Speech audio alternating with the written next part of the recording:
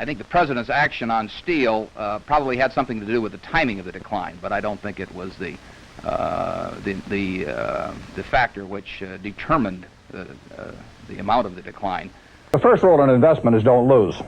And the second rule in investment is don't forget the first rule, and that's all the rules there are. I mean, if you buy things for far below what they're worth, and you buy a group of them, you basically don't lose money. Probably the best advice I can give to you who have to do that is that it's really very much like the old advice about making love to a porcupine, that it should be done very carefully.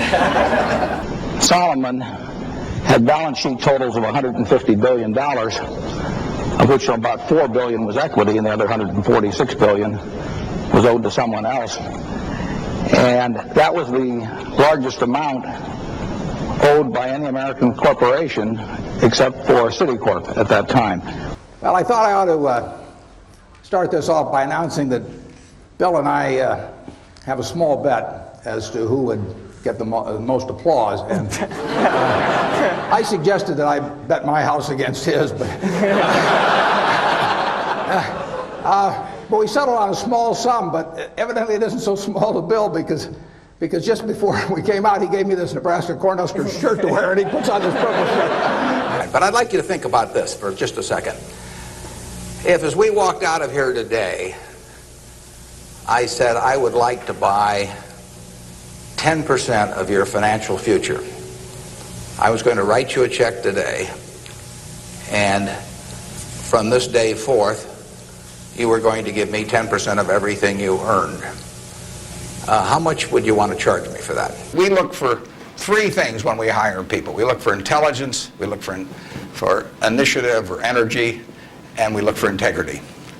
And if they don't have the latter, the first two will kill you. Because if you're going to get somebody without integrity, you want them lazy. And we have all the money we need. You know, we'd like to have more, but we can afford to lose money. But we can't afford to lose reputation, not a shred of reputation. It's something I've always planned. My wife Susie and I had planned that whatever I made would go back to society. And originally, I thought she would outlive me and that she'd make the big decision on it, the manner. But since her death, I had to rethink the best way to get the money into society and have it used in the most effective way. And I had a solution staring me in the face. And I'd seen Bill and Melinda do what they have done with their foundation. They've done it with their own money. They've poured themselves into it. The decisions are great. Their goals are similar to mine. So the time is now. Yeah, and there are other people that earn more money, but they pay it out. But in terms of the actual gain in dollar net worth, I think we set the record last year. Yeah, we want to use cash. The reason we haven't used our cash a few years ago, we just didn't find things that were that attractive. But when people talk about cash being king, it's not king if it just sits there and never does anything. There are times when cash buys more than other times, and this is one of the times when it buys a fair amount more, and so we use it. Well, it really was an extraordinary time in this country. We came closer to a financial meltdown than certainly any time I've ever seen, and probably in certain respects there was even more panic than the Great Depression because it came on so fast and so unexpected. I mean, and David Rockefeller was very nicely hosted this dinner. We had maybe 7, mostly couples. There might have been 1 or 2 that were there singly. And we just started going around the table. And I asked each, either couple or individual, to sort of give a story of the evolution of their own philanthropic thinking and how they got where they are now and what they hope to accomplish. Well, it was incredible. You're 48 hours away from facing the shareholders or the lion's den. How are you feeling right now? I feel terrific. I feel terrific. I feel like I still feel like I've split my age 2 for 1. You're not nervous at all? I mean, considering all the drama? No. Why be nervous? I mean, we can answer any question that gets asked, and there's really no problem. The stock market generally is the best place to have money, but I think that there's no question that worldwide there is some slowing down going on. And in the United States, actually residential housing is picking up, and we've been waiting for that a long time, and that will have a significant impact. It hasn't gotten to any big level yet. Well, I haven't got all the figures in yet, but it looks to me, for example, that our furniture store in 1 week is going to do $40 million. And if any of you are running furniture stores, $40 million in a week is extraordinary. We did $8.3 million on Saturday, but But all of our business, we sold more Geico policies. We sold more of everything. A good business is the one that earns a high rate of return on tangible assets. Very simple. That's pretty simple, yeah. And the very best businesses are the ones that earn a high rate of return on tangible assets and grow. But even ones that don't grow, if they earn a high return on tangible assets, and then of course if you don't pay too much, they can be a good investment. They're a good business to start with by the high returns. If you pay too much for them, you can turn a good business into a bad investment. But if you pay an appropriate price, you can do all right. We'll do over $40 million in 1 week here at the Furniture Mart, and that's a lot of business. Most furniture stores don't do that in a year, and it's our biggest week of the year. In fact, it's a normal month. We do about $450 million a year. I was taught to buy very cheap stocks, so I'd look at the numbers, and I ended up buying what I call cigar butts. They were stocks that were so cheap, they were like finding a cigar butt. It might look kind of soggy and unpleasant, but it had one free puff left in it. And so, but the problem with that, of course, is you take the free puff and then you have to go around looking for another cigar butt. And finally, I had a partner that straightened me out, and it told me that it was much better, as Buttar quoted, to buy really wonderful businesses at a fair price instead of looking around for these things that had one puff left in them. And if you're looking for a wonderful business, it was hard to beat Coca-Cola. Well, I don't think anybody can grow our economy in real terms at 4% a year over time. I mean, there may be a given year when that happens, but the math of it is just too extraordinary.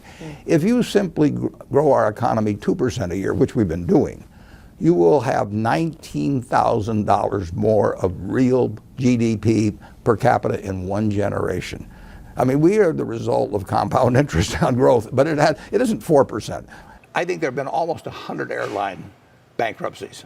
I mean, that is a lot. So it's true that the airlines had a bad first century. I mean, they're kind of like the Chicago Cubs. You know, everybody has a bad century now and then. And they got that century out of the way, I hope. But it's been a disaster for capital. I mean, it's got glamour to it. So you can always get guys to put some money up for an airline.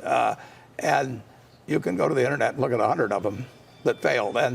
And all of them now that are operating, you know, with the exception. Yeah, well, I've never asked them about their net worth. That's their business. But Ajit obviously has a very substantial investment. He's bought every share of that in the open market. And he came into my office in 1986 on a Saturday, and I don't think he had very much net worth at that time. And he's just bought Berkshire as he's gone along. And Greg has been with Mid-American Energy, now Berkshire Energy, for well over 20 years, and his net worth is virtually 100% in Berkshire. Well, I've said many times that if you get to be 65 or 70 and later, and the people that you want to have love you actually do love you, you're a success. I've never seen anybody that reaches that age. I mean, I'm not talking about somebody that's in extreme poverty or pain or something, but I've never seen anybody that, if they have a lot of people that love them, that is other than happy. And I've seen some very, very wealthy people that they give testimonial dinners to and name schools after and everything. And nobody loves them, you know. It particularly doesn't feel like an annual meeting because my partner of 60 years, Charlie Munger, is not sitting up here, and I think most of the people that come to our meeting really come to listen to Charlie. But I want to assure you, Charlie at 96 is in fine shape. His mind is as good as ever, his voice is as strong as ever, but it just didn't seem like a good idea to have him make the trip to Omaha for this meeting. I enjoyed it, but it started off the performance with my report card from just about the middle of junior high school in Washington, and from there it gets better. We started at the low point, or Peter did, and he changes it a little every time I watch. And one time out in Los Angeles, I performed with him. I had my ukulele with me, and For some reason, he hasn't asked me back to do that, but I look forward to attending any of his performances. Now, if you told me you owned all of the Bitcoin in the world and you offered it to me for $25, I wouldn't take it, because what would I do with it? I have to sell it back to you one way or another. I mean, maybe I have the same people, but it isn't going to do anything. It isn't one versus the other. We can do both, but we do have more money through equities. Now, we own a lot of Coca-Cola. Coca-Cola does a lot of business here. Apple does a huge amount of business here. But so we do it indirectly through American investments. But we have more money in terms of equity securities in Japan. We always look at every stock as a business, and we have no attempt made to predict markets. We have no attempt made to pick stocks. I went through many years doing the wrong thing. I got interested in stocks very early, and I was fascinated by them.